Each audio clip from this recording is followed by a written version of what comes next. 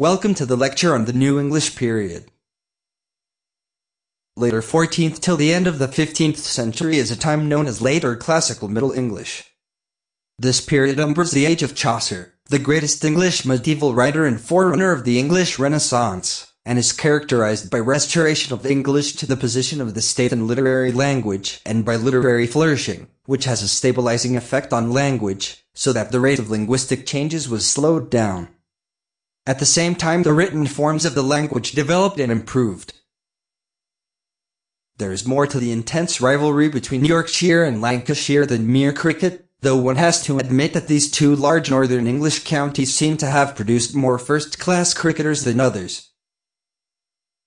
Unlike the borderline between the ancient times and the Old English period, and the borderline between the Old English period and the Middle English period when there are some cataclysms, battles and so on, the borderline between the Middle English period and the New English period is not so historically marked. There were no cataclysms. Nevertheless, some very important events and particular events took place in the country and new conditions came into play. It stimulated the necessity to have greater contacts and a uniform language. The process of the formation of the uniform language was further supported by printing. Caxton printed his first book in 1477. It was the first book printed in the English language. The book was Caxton's translation of the French Tales of Troy. William Caxton printed about 80 books. He translated 31 books from French. Caxton died in 1491. The spelling was trying to work out certain general fixed rules of spelling, but at the beginning of the New English period the spelling varied from writer to writer yet. For example, Sir John Check doubled his vowels to mark their length. The first grammars and the first comprehensive and fundamental dictionaries appeared. As for the changes in the phonetic system in the New English period, they became the following.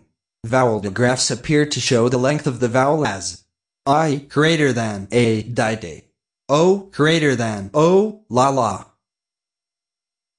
However, a real flourish is witnessed during the beginning of the New English period, and all through the equals greater than it is a period of the European Renaissance, which began in Italy and flourished in many other countries.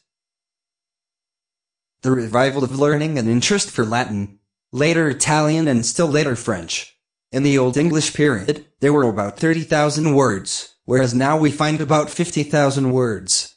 There appeared etymological hybrids. Many words were formed in which different parts have different origin. Beautiful, beautiful.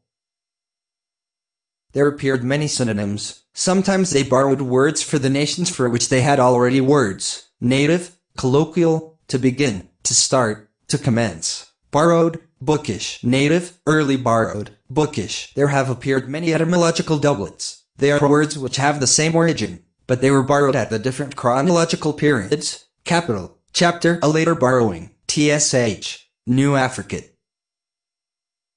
Here comes the references to the sources for this material. Many thanks for your attention.